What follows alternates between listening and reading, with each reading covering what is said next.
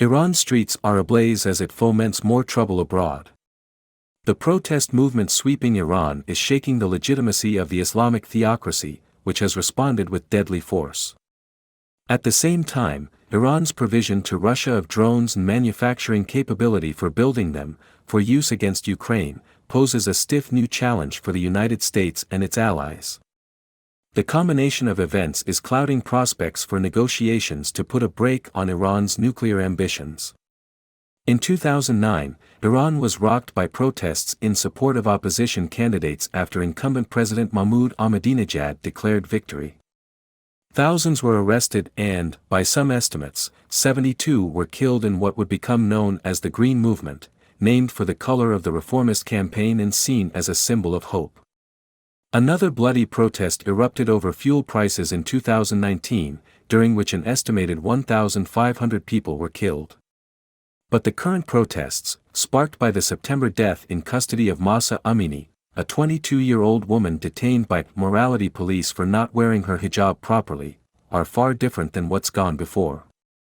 The mass demonstrations, fueled by years of pent-up anger, have been non-religious and feature demands for regime change. They are led by women and young people but have attracted sympathy across Iran's population and regions. The protesters seem more fearless than previous ones. Videos have shown young people rushing up to clerics and knocking off their turbans. Iran's rulers, finding themselves on the back foot, have unleashed a violent crackdown. 419 protesters have been killed, including 60 children, as well as 54 members of security forces, and 17,451 people have been arrested. On Saturday and Sunday, security forces used armored vehicles to fire live ammunition at protesters in and around the Kurdish region. 4 people have been given death sentences for alleged participation in street marches, a reprehensible penalty for political protest. Nonetheless, the protests show no signs of weakening. For 3 days during the week of November 14, hundreds of businesses were shuttered, students rallied, and some industrial workers went on strike to mark the 2019 crackdown. Iran International, a Britain-based news outlet, reported that strikes have hit steel factories, signaling that the unrest is spreading to broader sectors.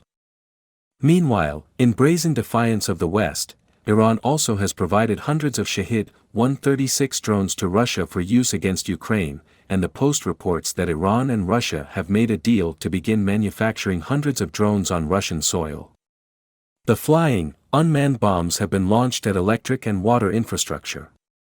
Moreover, the head of Britain's security service disclosed on November 16 that Iran has tried to kill or kidnap at least 10 critics based in Britain since the start of the year, and described Iran as the state actor that most frequently crosses into terrorism and is willing to use violence to silence its opponents.